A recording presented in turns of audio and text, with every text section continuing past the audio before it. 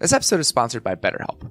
Unfortunately, life doesn't come with a user manual, so when it's not working for you, it's normal to feel stuck.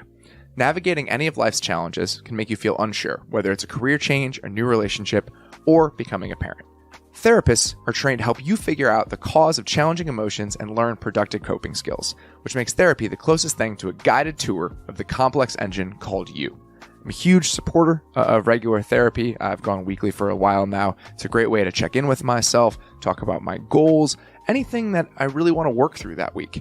As the world's largest therapy service, BetterHelp has matched 3 million people with professionally licensed and vetted therapists available 100% online. Plus, it's affordable. Just fill out a brief questionnaire to match with a therapist. If things aren't clicking, you can easily switch to a new therapist anytime. It couldn't be simpler. No waiting rooms, no traffic, no endless searching for the right therapist. Learn more and save 10% off your first month at betterhelp.com/maze. That's betterhelp.com/MAYS. Let's take a second to hear about one of the podcasts that you should absolutely put on your listening list. Take a listen to the Audible original, The League. This new podcast is co-hosted by Super Bowl champion, 5-time Pro Bowler, and legendary smack talker Richard Sherman, as well as sports broadcaster and rising star Taylor Rooks. These two gifted commentators bring voice to The League, an 8-part docuseries about the most bizarre, inspirational, and unlikely stories connected to America's favorite sport, pro football.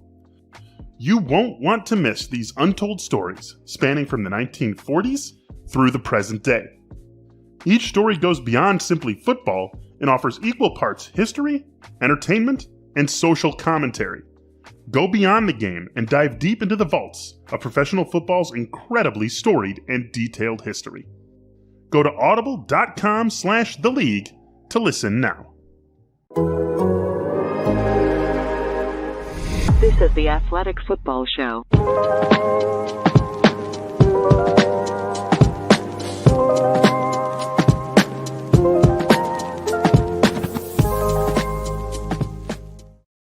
Welcome to the Athletic Football Show. I'm Robert Mays. Joining me today, it's my good friend Nate Tice. Nate, how you doing, buddy? I'm doing great. Just looking at my modem and just making sure the red light's not ticking as I do this show. But other than that, doing very wonderful. My internet went out about 20 minutes before the show was about to start, and that is, I cannot tell you, panic as a podcaster doing live shows with the internet about to go out. But other than that, doing fantastic. I think people underrate just how many things can go wrong and how many things we got to worry about. All the moving pieces, relying on your home internet to do remember this. Season 1 when I was, before I bought a house, I was in the apartment. I certainly do remember season 1. Midge was my cat was just meowing next to me because we couldn't find a spot for her to go during the show, and I remember you just feel like I can't hear you, bud. Like, so, but we've grown since then. I literally have a child now since then, so this is a much better place to be. Internet's working, show is ready to rock. Let's go. I forgot about the child for a moment. I was going to ask you if you're going to go see Avatar this weekend. I assume the answer is no. Not sure you'll be to the movies in a while.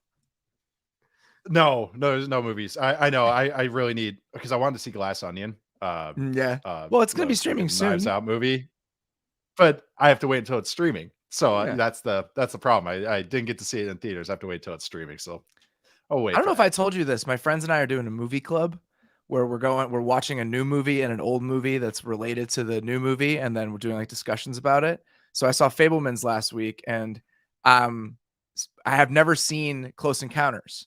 And so I'm watching it tonight or tomorrow, and then we're going to talk about it on Saturday. It's like my old man 30s thing that I've decided to do is like have these little movie discussions with my friends, which I assume you would like. I would absolutely love that. I have a list. I have a Google Doc of movies I want to see. And I started the year doing great, knocking off a bunch. So I watched like Master and Commander and The Far Side of the World, which I had never seen. I saw that in the theater. Movies like that. Did you actually? Yes. It's great. It's a really good movie. I think I know. It's a really good movie. I'm trying to think. There's another one that 12 Angry Men. Had never seen it. And so I finally watched that. Really, it holds up. It's good. This is great talk right now. But I have a Google Doc of everything I watched this year that's new and everything that I want to watch. So I have those always going, but then I always end up like rewatching Jurassic Park for like the 40th time as it's raining, or watching Jaws, or watching any Listen, Spielberg we're about movie, to I do our guess. So I guess Spielberg conversation. So I saw After Sun and Fablemans back to back last week because I don't have a kid, so I'm still able to do that kind of stuff. All right, week 15. That's awesome. Good start. A lot of stuff to dig into here. So we're going to do something a little bit different today. All right. We're going to start with the Bills-Dolphins game here in a second. We think that's kind of our game of the week, but it's week 15. A lot of these games have pretty pivotal playoff implications. So what we're going to do after Bills-Dolphins, we're going to talk about 4 other games, and we're going to go in descending order for how much playoff odds will change depending on the outcome. You guys will figure it out as we get there, but that's how we're going to go through today. But we're going to start with the Bills and the Dolphins, which we're treating as our game of the week. And I want to begin with the question that's kind of been the big question this week on the football internet. What is wrong with the Dolphins, and what can we take from what the Niners have done and what the Chargers have done to slow down this offense? So if you're trying to answer that question, where are you going to start? I would start with what the Chargers did against this Dolphins offense as opposed to what the 49ers did, because I think that is a classic difference between Jimmy's and Joe's and X's and O's. What the 49ers did. I don't know why I said the O's right there. I was very Minnesotan, almost came out. It's like a Maryland accent. But O's. No, that was Maryland, right? Yeah, that's exactly what it was. Need Tim Kirchin on here do his impression. But no, that is the difference between how those two teams really went about it. It seems just because the Dolphins struggled a bit, especially in the passing game, everyone's kind of grouping it together. Oh, the book is out on this, but there was differences. There's subtle differences with what these two teams are doing right now. What the Chargers did, this is also why I want to get into situational football. Game plans that are put together. It's first and second down, really first and 10, and second and 1 to 6. And then there's second and long, which is a passing down, quote unquote. And then third down. And then there's differences in third downs, third, medium, third, and long, et cetera. But third and 3+ is different than short yardage. And why I'm saying that is I wrote about this this week is what the Chargers did is they first thing on first and second down was they took away the play, which is the RPO, the Dolphins spam over and over and over, and they stopped it right away on the first drive. Dolphins went to it twice, and they stopped it for 0 yards both times. Incomplete pass and a short yard flat throw to Tyreek. Then on third down, it was all these third 3+ passing downs and second and long passing downs. The Chargers were not clouding. And when I say clouding, the picture and also the coverage. Cover 2, cover 6, 2-man was thrown in there, but cover 2 and cover 6 varieties kind of led the charge for the Chargers. Cover 6 for people who don't know is cover 2 on one side, quarters on the other side. Yes. And whenever you hear me ever say cloud, like I'll talk about Justin Jefferson or Devontae Adams, a defense clouds their side. That means they play cover 2 to that side of the ball, and cloud overall is cover 2 everywhere. But some teams will just cloud one side, and that's where you get into cover 6, et cetera, et cetera. But what the Chargers were doing so well was having their intermediate defenders, their linebackers and safeties, show pressure or show man looks at the line of scrimmage, and at the snap of the ball, bail out into these clouded looks, these cover 2 looks, and getting depth on it, and just clouding the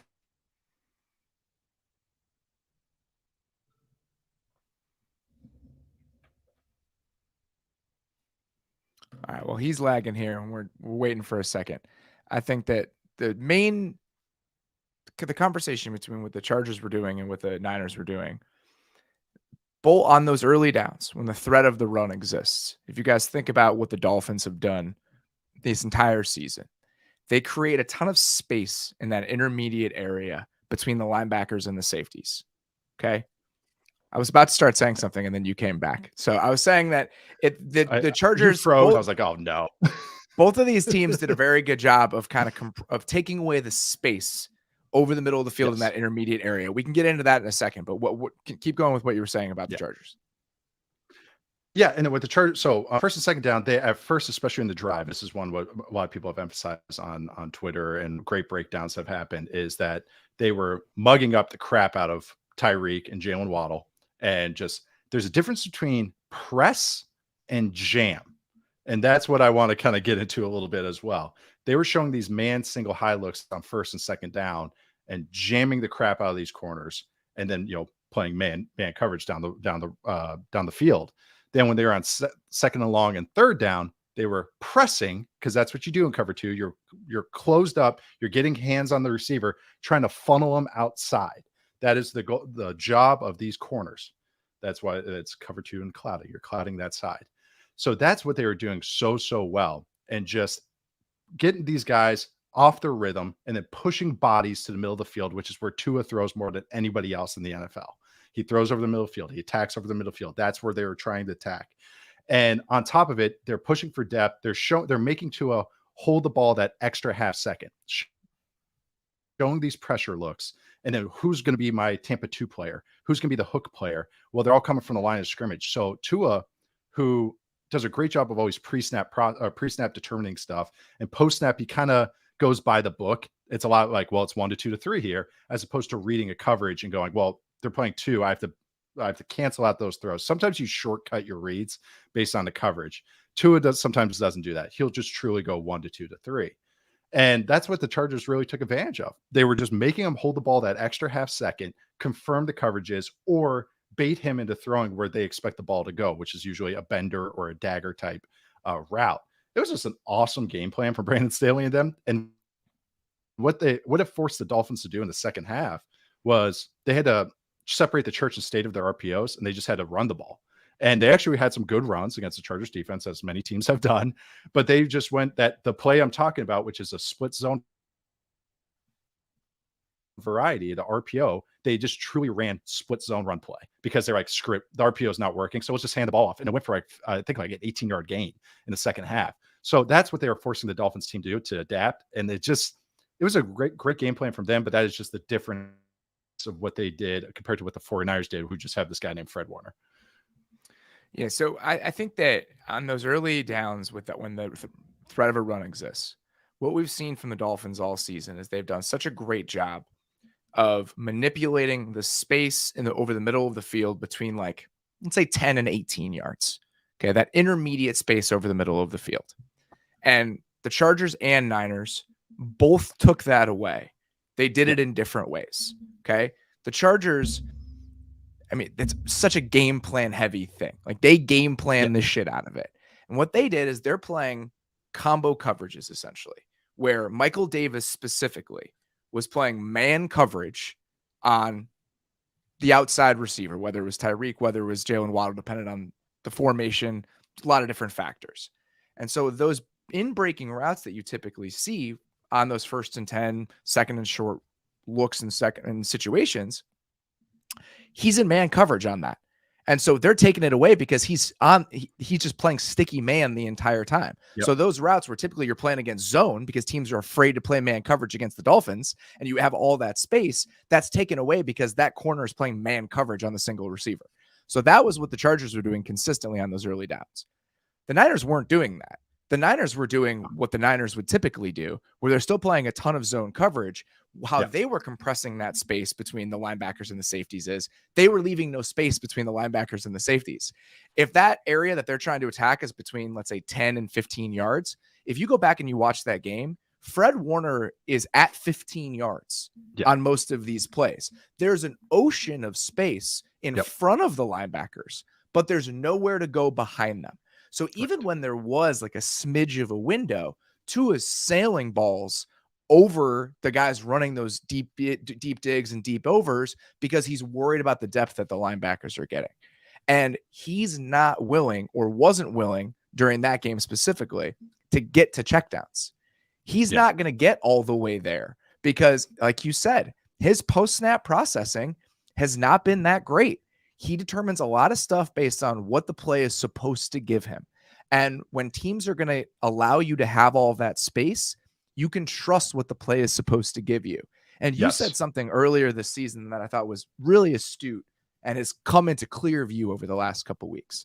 There is a difference between anticipating something based on the way the play is actually unfolding and trusting that it's going to be there based on how the play is designed. And I think what we've seen and what we saw from the first half of the season is that he was trusting that things would be open based on the structure of the defense and the structure of the design. And as defenses start to play with the former they start to play with the structure of the defense, and all of that space that you expect is no longer there. You have to go different directions. Yep. And now we're going to see if the Dolphins can figure out what those different directions are. Yeah, and even just how in tune the Chargers defense was and what the Dolphins were doing, like right away you could see it, especially on the third downs. The Dolphins are trying to create a 4-strong look. And when I say this covers 6, the quarter side was manned up with Waddle towards the boundary, just going, Tua's not going to throw that. He's going to, everything this whole year has been him working over the middle. He doesn't throw these one-on-one go balls unless it's a third, like, especially from the opposite hash. Yes, unless it's a man coverage look, like a true man coverage look. So they're like, okay, take away the boundary. And the quarter side safety was pushing or poaching towards the field side, the 4-strong side. So they're flooding the defense or flooding the passing lanes over and over and over. So they're just adding all these bodies. And I think Tua is below average in targeting his running backs. It makes sense. The Mike McDaniel, the genius of what I shouldn't say genius, I hate using that word, but this intelligence of what Mike McDaniel has used this year, or how smart he was with this offense, is these guys are really freaking good. Tyreek Hill and Jalen Waddle. Let's give them the ball as much as possible and just pound away at it. Target, get them all over the field, target everywhere, deep, short, everywhere. But now that's where there's limitations in the run game because of the offensive line. And there's also, Tua's not really, because of RPOs and some of the other stuff, he's not throwing to the backs. And this is where the game plan heaviness of these game plans from coaches comes into flux, especially in December. And once we hit the playoffs, I always talk about Spags as one of the better defensive coordinators of game planning his stuff. And this was Brandon Staley understanding that. And you could see the linebackers and the players. Tranquil at one time, they were so this was the other thing. They ran all this cloud and cover 2 and cover 6, and then they had change-ups. They ran a 2-man. They ran a double robber look where Tranquil was the post player all the way going back. That was wild. That was wild. Yeah, because that was awesome because it was a change up because Tranquil had been being the Tampa player, which is in the middle where everything, and then also now he's in the post running even deeper. It was just. But isn't that so indicative of what you're trying to do? Because you have now the 2 safeties were the rat players. So think about where your rat player is normally in like a cover 1 rat look. It's your middle linebacker. Right. So he's sitting 7 yards off the ball, maybe. Yep. But everything against this Dolphins team is pushed deeper. Even when you're 10 doing to this 20. funky look, Yeah. Those rat players are now at least 10 yards deep. Your middle linebacker is now 15, 17 yards down the field as your post safety. So everything gets pushed deeper because 1, you don't think he's going to get to the check down option. 2, their offensive line isn't that good.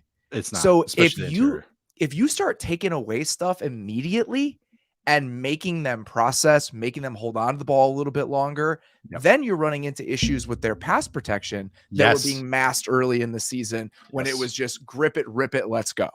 That's how Kyle Van Noy was able to create pressures over and over because this is the same. It's a different way of getting there, but this is the same line of thinking Bill Belichick has done with his defenses for years and years and years. We are going to make the quarterback double clutch and hold the ball at an extra second, and we'll push the pocket. And that's why he gets body types and all that. But that's how you, with a defensive rush that's not maybe top tier. I mean, Khalil Mack is fantastic, but that's like, okay, this is how you amplify it. How you make it better is make the quarterback hold on to the freaking ball. And Morgan Fox is winning. Yes. That's when we're showing it's starting to show up the fact that your left guard isn't that great. You know, like in those, and we just didn't see that early in the season because they're getting rid of the ball so fast. I think that's exactly right.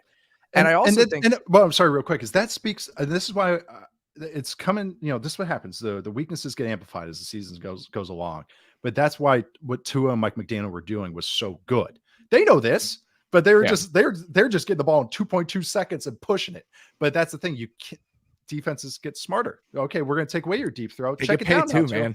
Yeah, Tua was like 20th or 22nd in targeting running backs. And I was going to bring that up earlier. He's 20th or 22nd. He's not finding the backs. And then the Chargers are like, okay, we know this. We've just scouted 6 games of these guys. All right, drop the running back and let's get depth. We don't care if he chips. He's not going to throw it to him. These things start to add up over time. And they're pushing the ball to areas where he doesn't want to throw the ball. In cover 2, what they're trying to do is by funneling those guys outside, I want to make you hit that whole shot. Yes. You're going to show me you can do it. And that's just not his game. It hasn't been his game. That's why we freak out when quarterbacks do it, because there's like not a lot of guys that can do it consistently. It's a hard freaking throw to make. And they're doing that. And then there was the other one. Solak did a good job of pointing this out on Twitter, and it was a good changeup from the Dolphins because there was that one play. Chargers didn't run much straight man at all. Neither did the Niners. I mean, you can count on one hand how many times they actually played man coverage. They ran those combo coverages. But one of those plays where they did run man coverage is when the guys had hard inside leverage and they had two in-breakers that wasn't there. So the Dolphins ran a little changeup where they had two outbreakers where he fakes the over waddle and then comes back outside. That outbreaker, sail, corner, however you want to describe the route, is open. He doesn't want to throw that. It's a 27-yard throw to that's the a field. long throw. It's a long throw. And especially if if you're making them do that, if the counter punch is them having to push the ball outside of the numbers like that, you're starting to play into the defense's hands. And I think that's an important realization. I will say before we move on, I think there are two more points I want to make. One, there were throws to be had against the Niners. He missed probably 4 or 5 throws. The Jeff Wilson slot fade is a potential touchdown if he hits it. Okay. Niners brought a big blitz on 3rd and 10. He has, I think it's Tyreek just coming over the middle of the ball, and he takes a deep curl to 85 outside for no reason. Another example of read it out. Pre-snap determining. That's what he does. He's clearly making that decision before it happens. He's got Waddle on a little stick against cover 2 in the first quarter, misses him. He had Ingold on a wheel where Ward is getting a ton of depth when they were in quarters, misses him. So there were throws to be had. So I think that's a really important point, is that it's not like this is all scheme. It's not like this is all, there was nobody open. There are guys open. He missed them. And I think that's important to take into consideration. The other thing is, going back to the beginning of the conversation, the fact that it was 2 different approaches that led to them struggling like this is more problematic than if it was one specific blueprint that teams were rolling out. Because now it's not one specific set of solutions. Different teams can do different things to you depending on the quality of their personnel. Right. And I think that is important to take into account as we're thinking about how the Dolphins solve this. Yes. That being said, how do the Dolphins solve this against the Bills? Oh, they have to run it. I hate always just coming back to the same things. It's finding stuff underneath. This Dolphins team has been incredibly explosive. I think when I did my article and looked it up, they are the top 5 most percentage of explosive plays in the past 10 years. I think they're 5th, which is ridiculous. But that's because of how they're built. They're those RPOs and down the field stuff on 3rd down, and they have to and I actually do think Mike McDaniel was figuring out in the second half. It's just that they had no plays. They ran like 48 plays in the game, and so they weren't able to sustain these drives, and so they got the 3rd and long. They weren't able to matriculate down the field. Actually, I learned that's not the proper usage of that, but that's just the famous football saying from Hank Strom, right?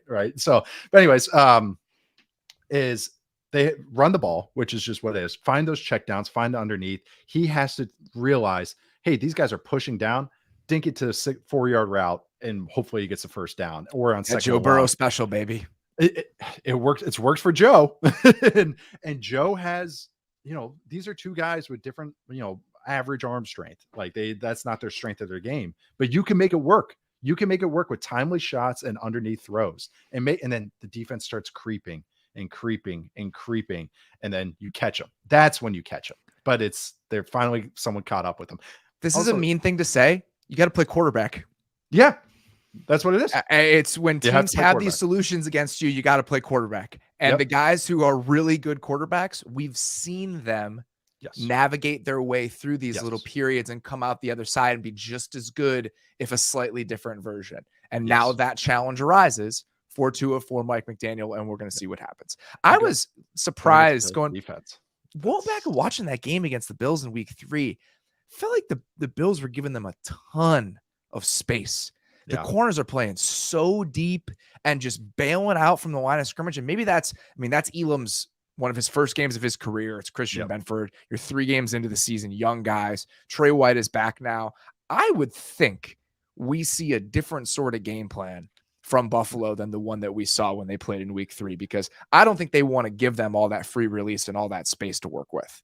That's what's funny is I'm kind of going to talk out both sides of my mouth here, is that the Bills, that was their highest percentage of cloud coverages of cover 2 or cover 6 on the entire season was that game. But it was the difference in play style, how they did it. Just like you said, free releases. And again, jam and press, 2 different things. They're forcing them to go one way. That's what they're doing. And the Bills were more like, we're just going to get depth on the outside. So it's kind of a weird thing. It's like the outside guys have to stay short and the interior defenders have to get depth. But the thing is, this Bills defense, which has been really cool to watch compared to last year when they're running like 90% of the same coverage, they're always a nickel, yada, yada, yada, is that they're very more game planning on third down this year. Like they ran a simulated pressure last week. And then I was like, what you guys don't run simulated pressures. And we got that kind of like finagle true media stat I can look at. That was like their 3rd simulated pressure of the whole year. And they ran on third down last week against the Jets. And then against the Chiefs, they went rush 8 or drop 8, rush 3, odd mirror. So they're able to like throw in these changeups and game planning changeups. I think they're going to look at this Chargers film and go, let's do that. Let's do that. I think it's gonna be softer coverage. They're much better against the run. I mean, they're fantastic against the run team, playing all these soft coverages as well. So I think they're gonna make it tough, and you have to deal with weather. Like that's the weather is something to think about. If it's snowing, huge. if it's 25 degrees. Also on the run game front, Jeff Wilson got dinged up last week, so he's dealing with a hip. Teron Armstead is hurt. I mean, there are some factors diminishing a run game that we're not even that excited about. So, yeah, I'll be fascinated to see what the Bills' game plan is, because I do think it'll be different than week 1 because their personnel is different. And now we have 13, 14 games of Dolphins film where we had 2 with this version of the offense beforehand.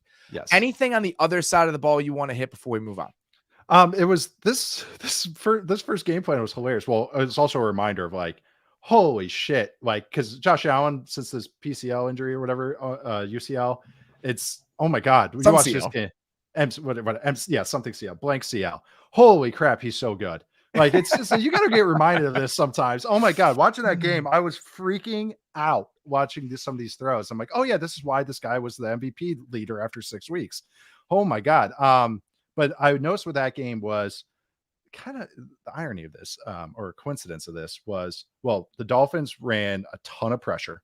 Every time the Bills were in empty, I think they were in empty 5 or 6 times. 6 times, they brought blitz. They brought cover 0 or a variation of like some hot dropping show cover 0. And what was the numbers are fascinating. So I believe in this game, put some 20 times. Did Josh Allen drop back 71 times? This was the record. He set the record for the most dropbacks in true media history or whatever, recorded history. All right. Someone broke it this year, and I can't remember which game it was. Someone else. 71 dropbacks. Okay. Yep. On those 71 dropbacks, 14 snaps of cover 0, 14, yep. 23 snaps of cover 2. Yeah. And then 14 to cover 1, 14 to cover 3. I mean, those are, whatever, but 23 of cover 2 and 14 of cover 0. And those are outlier numbers. And that's what it was. It was they showed cover 0, and then they dropped to cover 2. And this was the most Josh Allen targeted as running backs was in this game of the whole year, highest percentage. And it was funny because he was realizing, oh, you guys, if you don't blitz, you're bailing out, just as the Chargers were doing to the Dolphins offense. That's what the irony of this is. Yeah. But what Josh Allen did in that game was he hit the top of his drop, and he had about 5 or 6 where he basically like hook shotted throws to his running back, and the running back was like 2 yards past the line of scrimmage because he was like, screw it, you guys are bailing to 15 yards. I'm just going to dink and dunk on you. So that was pretty interesting. But also I'm like watching this game and I'm like, oh my God, Josh Allen would score like 70 touchdowns if he played for the Eagles. Like if he had clean pockets and could just do whatever he wanted, that he'd shatter every record. But also the one tweak too, the Bills, I'm just throwing a whole bunch of stuff that I came across. I love repeat matchups because it's you get 2 data things. The Bills are using jumbo more than they have the first week or the first time they matched up. And so that's like just been the tweak that the Bills are throwing in there, trying maybe to get the Dolphins to be a little more basic and run on them a little bit, but we'll see. It's gonna be an ugly weather game. So totally different flavor than whatever that was week 3 in Miami. I mean, the last time when they played the Patriots in the playoffs, it was like 30 in Stowey and they scored like 50 points. So the Bills are over the yard. I will say Mike McDaniel's been talking about the weather a lot for someone who's trying to say that he's not worried about the weather. Right. This, I want it to be colder t-shirt that he wore and like I'm trying to put it out performative, there. Huh? He's talking about the weather a lot for someone who's not concerned about it. Please don't write that I'm mad. Please don't write in the papers that I'm mad. All right, we're going to get back here in a second with some big time playoff implication games. Before we do that, let's take a quick break. Hey guys, I'm here to tell you about our next partner, Roman, the digital health clinic for men. Now, I'm not sure if you know this, but 50% of men have symptoms that get in the way of their sex drive. Now, look guys, this isn't a bad thing because Roman is here to help. Roman is the digital health clinic for men, addressing a variety of sexual health needs and offering genuine medication that helps achieve and maintain your sex goals. And men with low T getting testosterone levels back to normal can help increase your libido. Roman offers a testosterone test, which includes lab processing, and if it's appropriate for you, treatment for low testosterone. So, how does it work? First, complete an online visit detailing your symptoms and medical history. A U.S. licensed healthcare professional will review your information and make a personalized treatment recommendation. Roman will ship your treatment in discreet packaging with free 2-day shipping, if prescribed.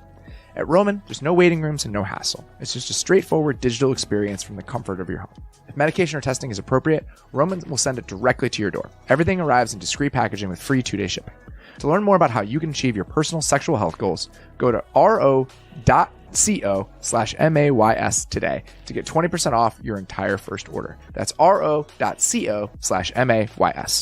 These days, every potential new hire can feel like a high-stakes wager for your small business. You want to be 100% certain that you have access to the best qualified candidates available. And that's why you have to check out LinkedIn Jobs. LinkedIn Jobs helps you find the right people for your team faster and for free. Start by creating a free job post on LinkedIn Jobs. Then add your job in the purple hashtag hiring frame to your LinkedIn profile to spread the word that you're hiring. With simple tools like screening questions, you can make it easy to focus on candidates with just the right skills and experience so you can quickly prioritize who you'd like to interview and hire. Finish the year strong by finding the right team member to help you get over the finish line. That's why small businesses rate LinkedIn Jobs #1 in delivering quality hires versus leading competitors. LinkedIn Jobs helps you find the qualified candidates you want to talk to faster. Post your job for free at linkedin.com/maze. That's linkedin.com/MAYS to post your job for free. Terms and conditions apply. Finding the right wine for holiday dinners, family gatherings, and gifts can be stressful and expensive. That's why First Leaf does the hard work for you. Here's how First Leaf helps make holiday wine buying easy and affordable. To start, First Leaf asks you specific questions about your personal wine preferences. Then, they'll use your answers to learn what kind of wines you like and what you don't. Next, for less than you pay at the store, First Leaf's experts will custom curate award-winning wines you'll love and deliver them right to your door. They offer flexible delivery options, fast shipping, and make it super easy to change or cancel. First Leaf samples over 10,000 wines a year from around the world and selects only the finest bottles, meaning a First Leaf wine subscription can help you impress everyone on your guest list and gift list. Sign up today and you'll get your first 6 bottles for $39.95 plus shipping. Go to tryfirstleaf.com/maze. That's tryfirstleaf.com/MAYS to get your first 6 bottles for $39.95 plus shipping. Tryfirstleaf.com/maze.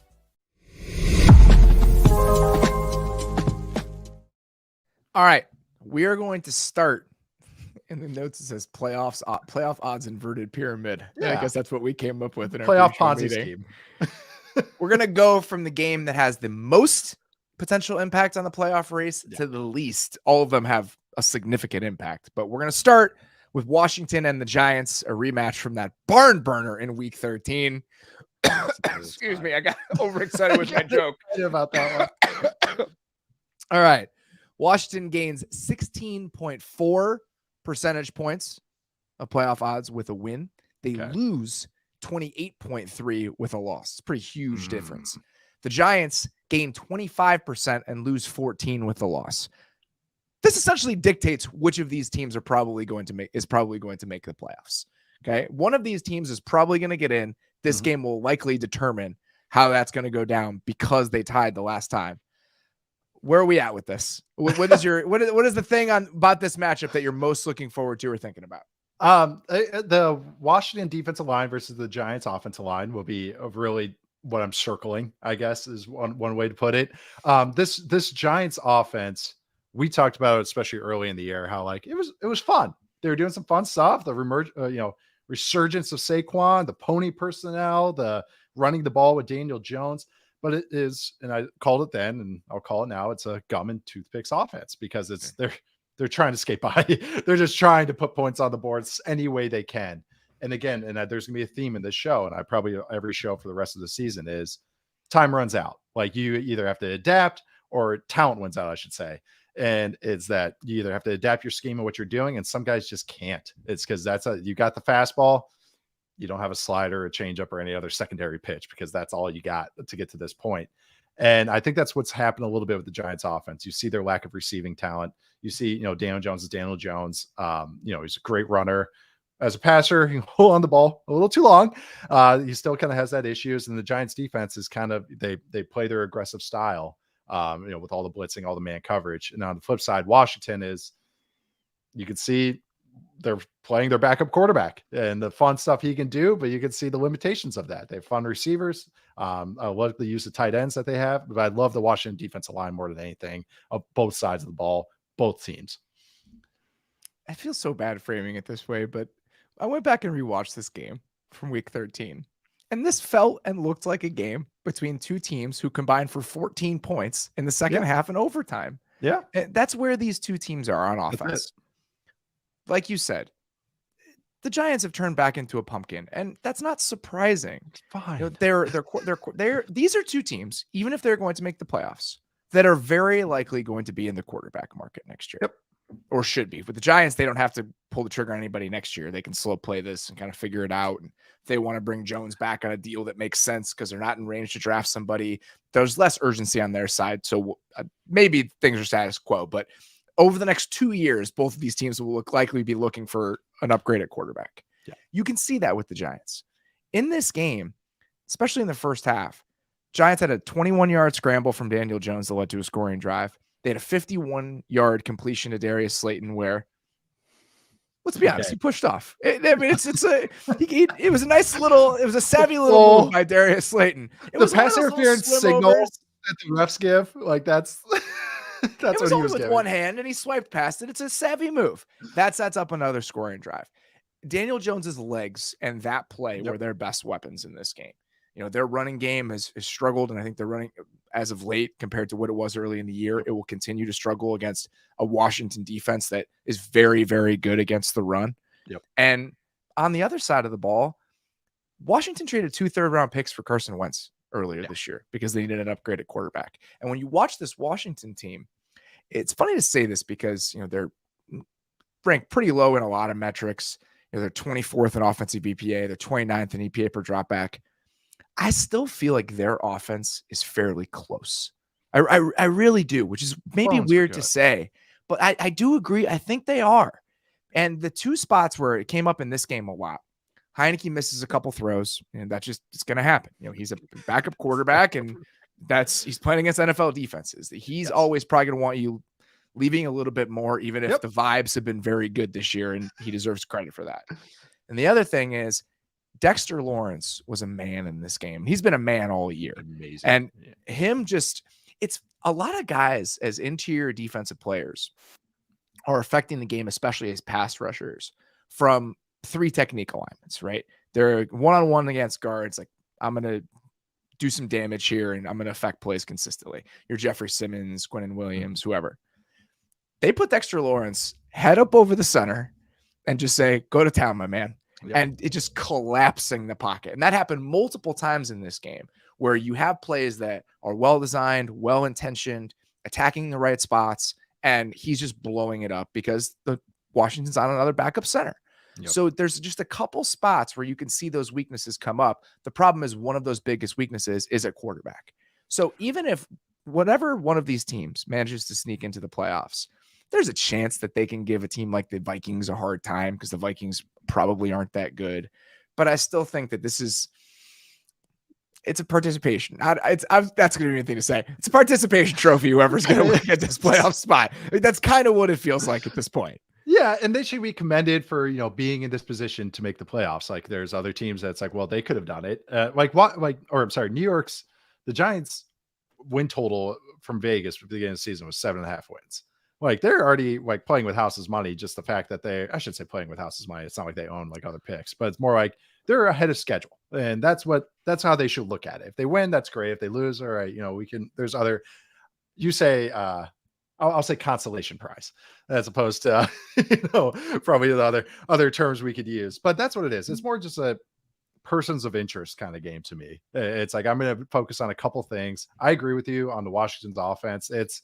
They do good things. They just, they don't have the O-line talent overall. They're playing on a backup quarterback again. So they can't maybe always accomplish the things they do want to accomplish, but they do have some really fun players and they do some really fun stuff on offense. So that's what's interesting. And then the Washington defense has improved throughout this year. And it's like, that's kind of like where I'm siding if I had to pick one of these, because this is where they should be. That's why they traded 2 third-rounders for Carson Wentz. Like they think of themselves as this type of tier of team, but it's like, they're just not there all the way yet.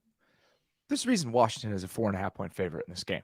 Yeah. Washington right now is just a little bit more dangerous than this version of the Giants are. Their offense is run out of gas, and all those smoke and mirrors, eventually it's going to be hard to operate that way. And then defensively, we talked about this on Monday with Sando. First half of the season, like before their bye, the Giants were number 1 in the NFL in EPA per dropback on third down. That live by the sword, die by the sword approach. They were living by the sword. Yeah. Now, not so much. Dory film. Jackson's been hurt. You're digging deeper into a cornerback room that wasn't good at the start. And even if you're excited about the way these guys are coached, even if they've been put in decent spots, and overall this team has been so much better than we expected. It's really hard to sustain that over 17 games when you're at a talent disadvantage this often. The one schematic thing that I wanted to point out before we move on, Washington has been using a ton of 12 personnel this year compared to what they did last season and under Scott Turner in the past. So right now, since week 8, they've been using 12 personnel about 25% of the time, which is 9th in the NFL.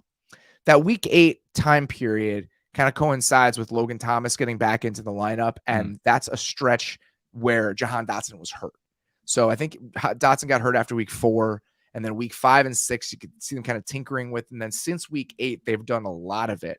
And when these two teams played last, they used in about 30% of their snaps.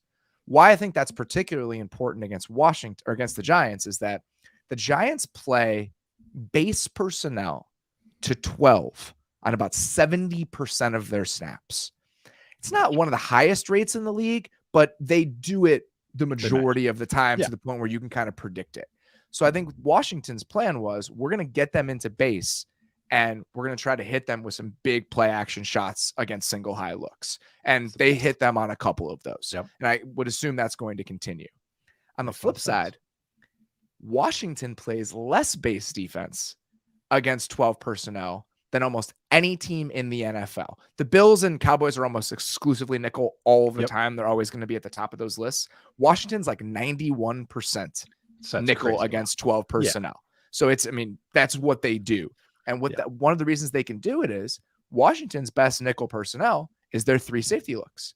So they're just walking Cam Curl down into the box, and they feel comfortable that even against those bigger personnel looks that the Giants have favored often this season, we're able to stop the run against those. And they are able to stop the run against that, which is a huge advantage because of the pieces that they have up front. I was going to say, that's what happens when you have some dudes up front. And it doesn't matter if you have light bodies behind it. It's like, they're not getting to there. Like, who cares if the nickel can tackle? I know they have a safety there, but that's part of it as well. Is when you have some guys up front that are just dominating at the line of scrimmage, it really does help with that. No, but that's a great observation. There's going to be a lot of base to sub and base to base kind of talking on the next teams we're going to talk about as well, I think. All right, let's get to our next one here. AFC NFC crossover. This is a huge game. Yeah. The Jets this game. So for the Lions in this game could make the difference for the Lions, whether they make or miss the playoffs. So a 17-point, I'm not sure where the Lions sit right now with their current playoff odds, but if they win, it goes up 17 percentage points. So they're somewhere in the realm of like 20-ish% right now. And so they're at 36 right now, Beller. Okay. They're at 36% right now. If they win, we're going to 53% for the Lions. Wow. So if they win this game, they have better than half. They've better than 50% odds to make the playoffs if they win this game. For the Jets, I don't know where the Jets are right now, but theirs drops about 10 percentage points. If it goes up 10 if they win, drops 11 if they lose. So that's a huge swing also. So the Jets are in their mid 40s right now. So they also, with a win, get up over 50%, and with a loss, get down at about 30%. So this is a massive, massive game in the wild card race for both of these teams. And let's start on the side of the ball where it's strength on strength. The Lions are rolling offensively. We know how the Jets defense is playing. What about this matchup specifically has kind of piqued your interest? Yeah, this is legit top 5 offense versus a top 5 defense. Like that's how these two teams are playing right now, which is just awesome. What? I'm trying to look at the number here. It's in my notes somewhere. Over the past 4 weeks, Jared Goff leads the NFL in EPA per dropback. The Lions are the most efficient passing offense in the NFL over the past month. Yeah. It's crazy. Since their bye week, I think it's even top 3. I think it's like him, Mahomes, and like, Tua or something like that, and Josh Allen, something crazy. No, it's been actually, that's the thing is going first quarter of the year, the Lions were just running on everybody. Like DeAndre Swift was averaging like 8 yards a pop, like something just ridiculous until he got hurt. And now they just have, since their bye week, have shifted into this kind of nice balanced offense. I mean, it helps when the receivers are getting back healthy. The schematic thing I'm really interested in is Quinn Williams is banged up and might miss this game or be on limited snaps. So that's what I'm very interested in seeing, and why I'm interested in seeing this is I messaged you and Beller. I was pretty excited when I found this stat. Okay.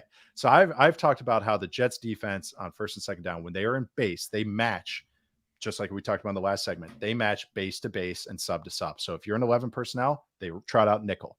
If I put out 12 personnel or 21 personnel with a fullback or tight ends, they match with base with 3 linebackers. They have Quan Alexander on the field. Why that matters is first and second down, the Jets are the second best defense out of sub. They just dropped below the 49ers. There are so many metrics, by the way. You brought this up about just tendencies on the pre-show. Even the process, but also the results. That's the really Jets funny. and 49ers are next to each other in like everything. It's actually the one really that I good. pointed out earlier today is the percentage of defensive snaps where they have 6 or fewer guys in the box is the exact same. It's the exact same. Their rush defense advanced numbers are almost the exact same. Everything. And that's a plan well executed on the Jets side, by the way. That's Right. what they wanted, Copy and that's that. what they've gotten. Just a bunch of banshees on defense. It's a great formula. But I mean, all right. So they're the second best defense out of sub on first and second down, and they match when you're in 11 personnel. But the Lions play 40% on first and second down of 11, 21, so pro personnel, or heavy or jumbo. 40% of their first and second down snaps. So Interesting. just doing some math. Okay, that's probably about 40% of the snaps we might see on Sunday will be with the Jets in base. Okay, when they're just normally in base with Quinn Williams healthy, Jets are about league average as a defense with 3 linebackers on the field. Quinn Williams is off the field and they're in base. I know this sounds niche, but it's 90 snaps. We have a sample size. That's decent amount of sample size here. They are the worst defense in the NFL by EPA per play. And I assume that's because in those spots, your sub pass rushing packages are not on the field. So you don't have John Franklin Myers as a 3 technique. Bryce Huff is off the field. Yep. So you're going to get a lot less juice up front than you are in nickel when he's on the field. Would you watch Quinn Williams? That's the thing is he's been a 3-down player, but he is a monster on first and second down. That he knows when you're like, he has a great feel for play action. He might know calls like kind of how Aaron Donald does, where he's just, oh, you're reaching to me. I'm shooting this gap. And all that, but that's a whole side story. But they're the worst defense in the NFL when Quinn Williams is not on the field and they're base. They're tied with the Chargers, which is not where you want to be. They're 30th in success rate and 28th in rush success rate. Who likes to run the ball and be in heavy personnels on first and second down? The Lions. So it's like that is just one schematic advantage I think the Lions do have, because I do think this is strength on strength. This Lions offense and this Jets defense are legit top 5. Like they are how they're playing right now. Are just 2 of the top units right now. But that is just the one schematic thing that I'm really curious to watch to see if the Giants exploit, because they are a team that I think is willing to do that. And that's a really interesting point. Going back and digging into some of the numbers about the Lions offense, I was a little bit surprised, and even going back to rewatch that game last week, because in my mind, maybe it's because of how well they were running the ball early in the season, and I just think of all that beef up front and what their offensive line is built like. Yeah. I think about them as this heavy personnel play action team. Like that's how I characterize them in my mind. Like the Browns from the last couple of years. Yes. Right. And so overall, their play action numbers are he's like 28% of dropbacks or something like that. Right it's in the not middle, right? extreme. It's Yeah. fine in the middle. And their personnel usage is in the middle. This team still uses 11 personnel Yep. on about 2/3 of their plays. It's right in the middle of the pack, not high, not low. They're And why I balanced. think that, yes, and why I think that's so interesting is that a lot of the chunks that they're getting in the passing game, some of them are off big play action shots. You think about that big post that Jameson Williams hit last week, and they do a decent amount of that in breaking routes, similar to the stuff that we saw Goff thrive with when he was with the Rams. But what they're so good at is just manipulating and attacking zone coverages, even outside of play action. Yeah. The DJ Chark touchdown from last week, I think, comes against quarters. And the ways that they are designing route concepts is they're putting guys on islands in zone. Yes. And that's exactly what they did on that DJ Chark touchdown. There was another big completion to Josh Reynolds in that game where he's just playing with the quarters corner because it plays out like man coverage because of the way that the play is created. And then they use Amon-Ra St. Brown all the time to create conflict against zone defenders. And so this Jets team, we know what this Jets team does. You know, it's a lot of quarters. It's a lot of cover three. It's just, they're a zone heavy team. So how the Lions can, again, kind of dig into that bag of putting zone defenders on islands and putting those guys in conflict and how you can attack this team, that's what I want to see.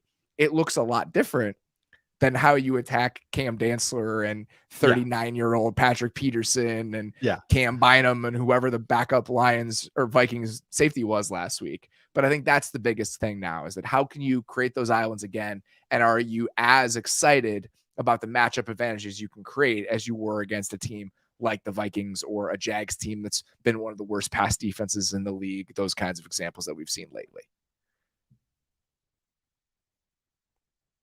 Uh-oh. Did we lose Nate again? You back? Come on. Hey, all right. All right, there you go. Okay, I was gonna need you because I was gonna transition to the other side of the ball here. Oh, I was gonna say too, real quick, is if you how the Lions are cooking right now, they're running 99 to DJ Chark. That's how I know they felt like they had an advantage against some of their opponents. We have better players than you kind of play. Heat check. So 2 stats I wanted to throw out before we get to the other side of the ball. This season, with Amon-Ra St. Brown on the field, Jared Goff is averaging 0.21 EPA per dropback. Over the course of the entire season, that would be second in the NFL to Patrick Mahomes. With Amon-Ra St. Brown off the field, it's negative 0.04, which would be 22nd in the NFL, wedged right between Aaron Rodgers and Matthew Stafford. Pretty important. He has been a valuable player this season. And this normal caveat when it comes to on-off stats, there will be some more over the course of this show. There are other factors that contribute to this often. These are not always causal. Sometimes they're just fun to talk about. Yes. The other one, though, that I do think is worth paying attention to, especially as it relates to this game, Jared Goff this year is at 0.23 EPA per dropback at home. Okay. Over the course of the season, the only guys better than that are Mahomes and Josh Allen. On the road, he's at 0, which would rank 23rd over the course of the entire year among all quarterbacks.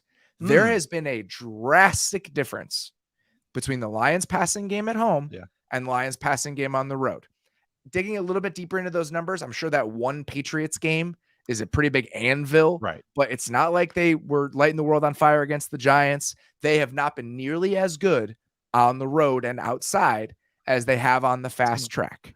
It's that Ford Field home cooking. And now they play in MetLife. I guess it is turf. Famously, it is turf. But outside against that Jets defense, which I think might be a little bit of different circumstances than what we've seen from them as they've been rolling over teams here over the past month. It's just smiling at me creepily now. It's a really good look. All right, let's get to the other side of the ball here. Oh, yeah. You went back and you did some Mike White watching over the last couple weeks. How do you feel about where the Jets offense currently stands, and how do you think that plays out against the Lions defense that, while improving, is certainly the weakness of their 2 units? The offense is fine. The offensive line is fine. They have some good weapons at receiver that are Garrett Wilson is he can take any play to the house. Elijah Moore has kind of come back on. Corey Davis is banged up, but has been playing better. Since Mims is playing again, which is funny. They're figuring out the running back situation. They've been banged up there. I just think with Mike White is.